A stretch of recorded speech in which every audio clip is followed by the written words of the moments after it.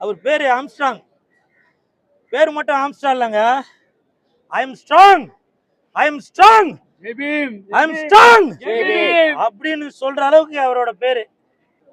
வீர வணக்கம், வீர வணக்கம், வீர வணக்கம், வீர வணக்கம், வீர வணக்கம், வீர வணக்கம், வீர வணக்கம், வீர வணக்கம், அண்ணனுக்கு வீர வணக்கம், அண்ணனுக்கு வீர வணக்கம், வீர வணக்கம், வீர வணக்கம், வீர வணக்கம், வீர வணக்கம், அண்ணன் ஆம்ஸ்ட்ராங்குக்கு வீர வணக்கம், அண்ணனுக்கு வீர வணக்கம், வீர வணக்கம், வீர வணக்கம், வீர வணக்கம், வீர வணக்கம், எங்கள் ரத்தத்துக்கு வீர வணக்கம், எங்களுக்கு வீர வணக்கம், வீர வணக்கம், வீர வணக்கம், வீர வணக்கம், வீர வணக்கம், எங்கள் நரம்புகளுக்கு வீர வணக்கம், நண்பர்களுக்கு வீர வணக்கம், வீர வணக்கம், வீர வணக்கம், வீர வணக்கம், வீர வணக்கம், எங்கள் சமுதாயத்துக்கு வீர வணக்கம்.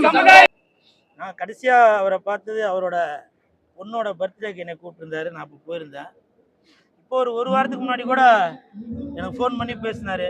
ரொம்ப என்கிட்ட வந்து ரொம்ப ஒரு ஜாலியாக சிரித்து பேசுவார், கிண்டல் பண்ணுவார். இந்த மாதிரி சிஎஸ்கேன்னு கட்சி ஒன்று ஆரம்பிக்கிற கூழு, என்னப்பா நீலாம் பெரிய ஆள் போலையே அப்படின்னு அப்படியே கலாய்ச்சி பேசினார். இல்லை தெளிவா, உங்கள் அளவுக்குலாம் நம்ம பெரிய ஆள் இல்லை, ஏதோ நம்மளால முடிஞ்ச உதவியை மக்களுக்கு செய்யணும். நீங்கள் என்னென்னவோ பண்ணிட்டு இருக்கீங்க, உங்களுக்கு ஈக்குவலாக நம்மளால் பண்ண முடியாது, ஏதோ என்னால் முடிஞ்சதை கூல் சுரேஷ் கட்சி அப்படின்னு ஒரு கட்சி மூலமாக மக்களுக்கு ஏதோ ஒன்று செய்வோம் அப்படின்னு சொல்லி ரொம்ப என் கூட வந்து ரொம்ப ஜாலியாக சோஷியலாக பேசுவார். அவரை பார்க்க முடியல, ரொம்ப மன வருத்தம் தான். இந்த தம்பி இவன் வந்து அட்வொகேட்டு, இவெல்லாம் அட்வொகேட்டுக்கு ஆகிறதுக்கு காரணம் அவர் தான். தனக்கு வந்து ஒரு பிரச்சனை, தன்னால் வந்து படிக்க முடியலண்ணே, நான் வந்து அட்வொகேட் ஆகணும் அப்படின்னு தம்பி போய் கேட்டப்ப, டேய் நீ எதுவும் கவலைப்படாதடா, நான் உன்னை படிக்க வைக்கிறேன்டா அப்படின்னு சொன்னாலே இன்னைக்கு அவர் நம்மளிடம் இல்லை. பல வழக்கறிஞர்களை வந்து உருவாக்கியிருக்காரு. இதில் ஒரு வருத்தப்பட வேண்டிய விஷயம் என்னன்னாக்கா, ஒரு தேசிய கட்சியோட தலைவரை படுகொலை செய்யப்பட்டிருக்குது. ரொம்ப வருந்தத்தக்கது, கண்டிக்கத்தக்கது. ஏன்னா இவ்வளோ பெரிய ஒரு மனுஷனுக்கு இந்த மாதிரி ஒரு நிலைமை அப்படின்னாக்கா, கூல் சுரேஷ் இவங்கெல்லாம் ரொம்ப சாதாரணமானவங்க. அவங்க நிலைமையெல்லாம் யோசிச்சு பாருங்க. இந்த நேரத்தில் காவல்துறை நண்பர்களுக்கு ஒரு வேண்டுகோள் ஒன்று வைக்கிறான்.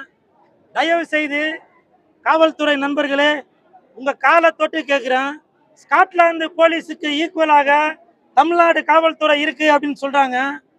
அதை இன்னமும் நீங்கள் வந்து நிரூபிச்சுட்டே தான் வரணும்.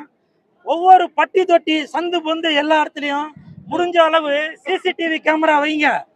தயவு செஞ்சு சிசிடிவி கேமராவை பூத்துங்க.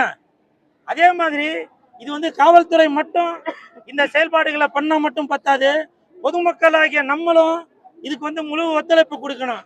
முடிஞ்ச வரை உங்கள் வீட்டில்கிட்ட சிசிடிவி பொருத்துறதுக்கு பாருங்கள். அப்போ தான் தவறு நடக்கிறத அதை வந்து தடுக்க முடியும். ஏன்னா எல்லாமே நம்ம வந்து அரசாங்கம் தான், காவல்துறை தான் அப்படின்னு சொல்லி நம்ம ஒட்டுமொத்தமாக சொல்லிட முடியாது.